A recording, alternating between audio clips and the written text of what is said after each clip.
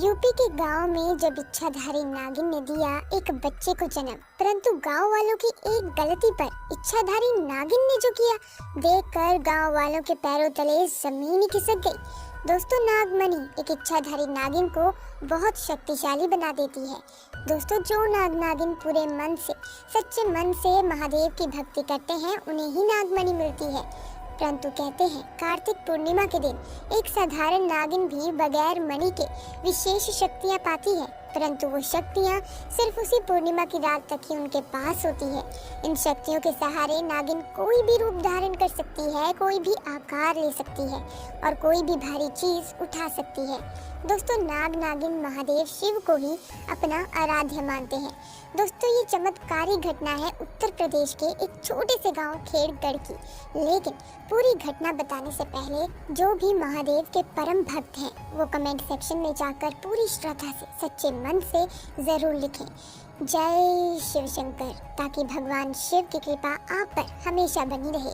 दरअसल ये घटना घटित हुई खेड़गढ़ के मुखिया और वहाँ के सबसे धनी इंसान बलदेव जी के साथ। बलदेव करीब आज से 5 साल पहले एक साधारण से व्यक्ति का जीवन व्यतीत करते थे। वो अक्सर जंगल में अपनी बकरियां चराया करते थे।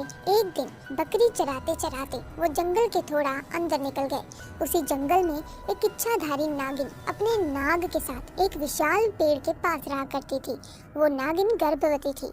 शाम का वक्त था और बलदेव जब उस पेड़ के पास से गुजरा तो उसे वहाँ एक तेज चमकती चीज दिखाई दी, परंतु साथ ही वो दोनों नाग नागिन भी वहीं थे। उन्हें देख वो थोड़ा सा डर गया और तुरंत ही वहाँ से जल्दी से घर की ओर भागा। उसे डर था कि कहीं ये नाग नागिन उसे डस ना ले। बलदेव इतना घबरा गया कि उसने उस समय तो पीछे मुड़कर ही देखना नहीं चाहा, परंतु उस रात उसके ध्यान में वो चीज जो चमक रही थी वो बार बार आ रही थी।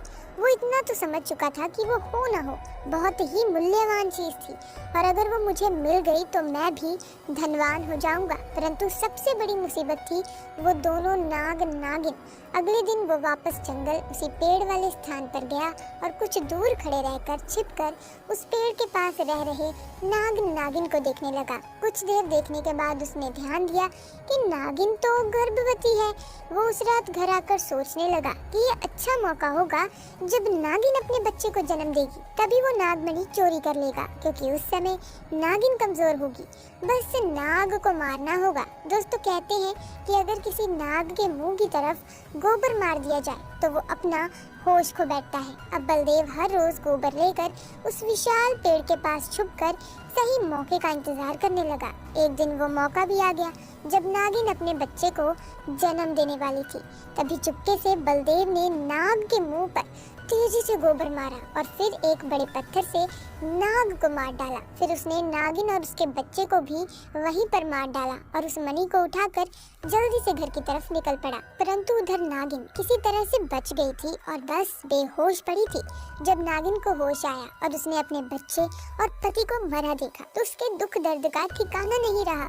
वो उस समय गुस्से से पागल हुई जा रही थी और उसने बलदेव से बदला लेने की ठानी, परंतु मणि चली जाने के कारण वो अपना बदला नहीं ले सकती थी। वो अपनी शक्तियों का प्रयोग नहीं कर सकती थी, परंतु अभी भी वो अपना रूप तो बदल ही सकती थी। इधर बलदेव को जैसे ही मणि मिली उसका तो पूरा जीवन ही परिवर्तित हो गया। उसकी फसल इस बार काफी अच्छी हुई और काफी महंगे भाव में बिकी। उसकी तो मानो जैसे लॉटरी लग गई हो, क्योंकि जो भी वो धंधा कर रहा था उसे हर जगह से लाभ मिल रहा था और बलदेव को पता था कि ये सब उस चमत्कारी नागमणि का ही कमाल है। गांव में हर जगह उसका नाम था। बलदेव के इस रुतबे को देख एक अच्छा रिश्ता बलदेव के लिए पास ही के गांव से आया और सुमन नाम की एक सुंदर स्त्री से उसका विवाह संपन्न हुआ। सुमन अपने पति बलदेव को बहुत प्यार करती थी और बहुत इज्जत देती थी। दोनों एक दूसरे का कदम कदम पर साथ निभाते। उनकी जोड़ी गांव में मिसाल बन चुकी थी। उधर नागिन भी एक पुरुष का रूप धारण कर राहुल नाम से बलदेव के यहाँ उसका मुंशी बन गया और बलदेव का विश्वास जीतने लगा। बलदेव भी राहुल के व्यवहार और वफादारी को देख उसे अपना भाई समान ही मानने लगा। एक दिन सुमन अपने पति बलदेव के पास आती है और बताती है कि तुम पिता बनने वाले हो, मैं गर्भवती हूँ। ये सुन बलदेव की खुशी का ठिकाना नहीं रहा। उस दिन वो खुद अपने मुंशी राहुल के पास गया और बोला कि देखो राहुल, मेरा कोई भाई नहीं है, परंतु जब से तुम्हारा साथ मिला है ना, तुम मेरे सगे भाई से भी कहीं अधिक बन चुके हो। आज मैं बहुत खुश हूँ, इसीलिए आज मैं अपनी पत्नी और तुम्हें एक खास जगह ले जाना चाहता हूँ, क्योंकि मेरा इस दुनिया में तुम लोगों के सिवाय कोई नहीं है। और वो अपनी पत्नी और राहुल को एक कार में बिठाकर गांव के कोने में ले जाकर कार एक छोटी सी कुटिया के सामने रोकता है और बताता है कि जब वो छोटा था तब इसी कुटिया में उसकी माँ की जान उसे जन्म देते ही चली गई थी। उसके पिता तो पहले ही गुजर चुके थे। तब एक बूढ़े बाबा ने उसकी माँ को वहीं दफना दिया था और बलदेव को उसी बूढ़े बाबा ने पाला था। बलदेव बताता है कि जब भी उसके साथ कोई बुरी घटना होती है या वो बहुत दुखी होता है तो बस वो इसी कुटिया के पास चला आता है। यहाँ उसे एक अनोखे सुकून का एहसास होता है। बलदेव आगे बताता है कि आज तुम दोनों को मैं इसीलिए यहाँ लाया हूँ क्योंकि तुम दोनों अब मेरी जिंदगी का अहम हिस्सा बन चुके हो।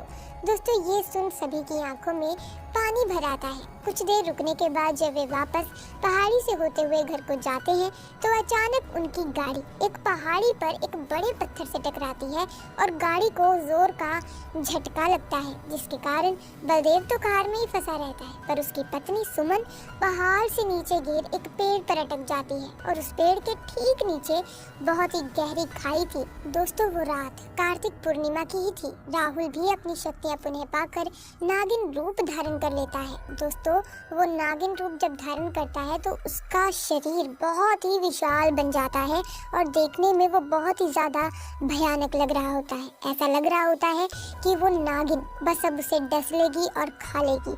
दोस्तों, बलदेव राहुल को देख बहुत ही ज्यादा चौंक गया क्योंकि राहुल अब नागिन में पुनः बदल चुका था। वो नागिन बलदेव को बताती है कि कैसे ठीक इसी तरह वो भी स्थिति में फंसी थी जब बलदेव ने उसका पूरा घर संसार लूट लिया था, उसके पति और बच्चे को मारकर। और आज मेरे पास बदला लेने का एक बहुत अच्छा मौका है। बलदेव घायल गाड़ी में फंसा हुआ था और रो रो कर नागिन को बोलता है कि भले मेरी जान ले ले, परंतु मेरी पत्नी गर्भवती है, उसे छोड़ दे। परंतु तभी उस नागिन को अपनी वही स्थिति याद आती है कि क्या होता है जब कोई अपना छिन जाता है।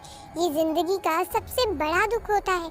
नागिन ने बलदेव का उसकी पत्नी के प्रति सच्चा प्यार देख उसे माफ कर दिया और सुमन को उस पेड़ से निकाल कर बचा लिया तथा दोनों को हॉस्पिटल छोड़ खुद वापस जंगल में उसी विशाल पेड़ के पास चली गई।